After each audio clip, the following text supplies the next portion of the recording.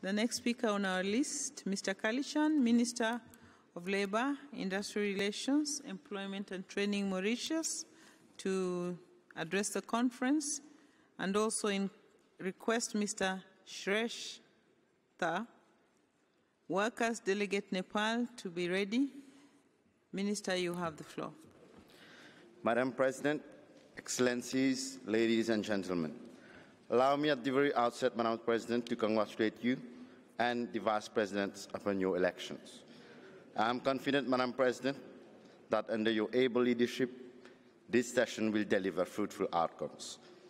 This 108th session of the International Labour Conference is also a landmark in the history of ILO, with the discussions, among others, of the timely report of the ILO Global Commission entitled Work for a Bright Future, which puts people at the center of the work agenda. Madam President, seeking a brighter future for our people is also the objective of the government of Mauritius. Our country has therefore raised the level of ambition by, firstly, elaborating and finalizing the second generation of the Decent Work Country Programme with the collaboration of ILO. We intend to have the document signed by our tripartite constituents later this year. Secondly, the process of reviewing our labour legislation with the aim of further consolidating the fundamental rights of the workers is coming to fruition.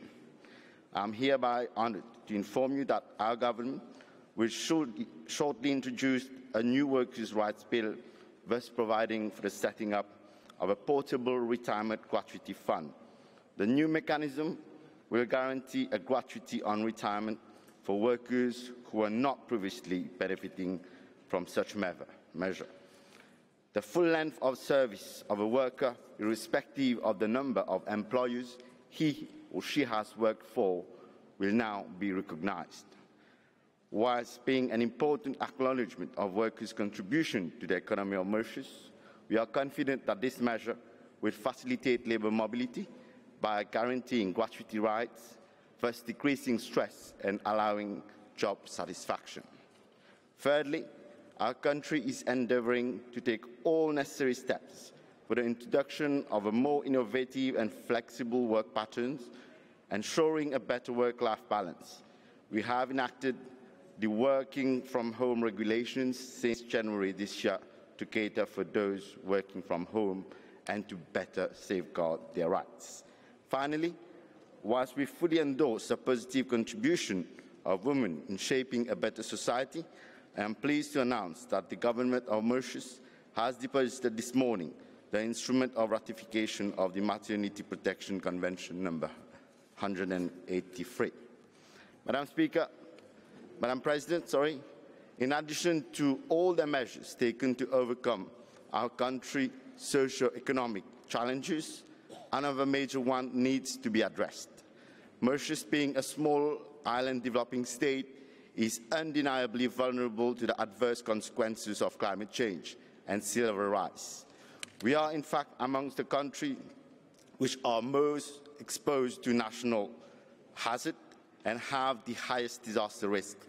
Reality is striking fearlessly as our coastal resources, agriculture, fisheries and biodiversity are all at stake. Mauritius is currently dealing with more frequent severe flash floods, droughts and more intense cyclones.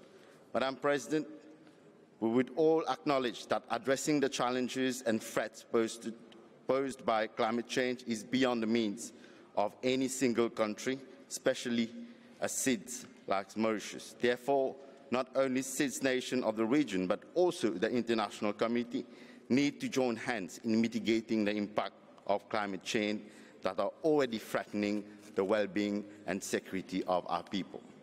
All delegates here would certainly agree with me that we have never needed ILO more than now.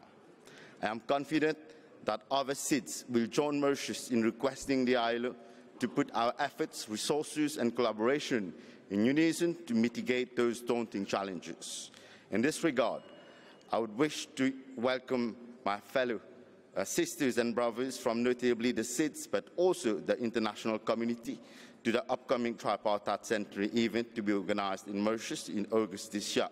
Under the aegis of ILO, we shall debate further on the specificities linked to SIDS nation and identify the specific needs in view of a joint SIDS action plan to be tackled at national and international level to safeguard our future of work. Madam President, in conclusion, allow me to convey on behalf of the Republic of Mauritius our best wishes to the ILO. This unique organization continue to prosper and continue in its endeavor, the ideal of the right to decent work and social justice for the next 100 years to come. Long live the International Labour Organization. Thank you for your attention.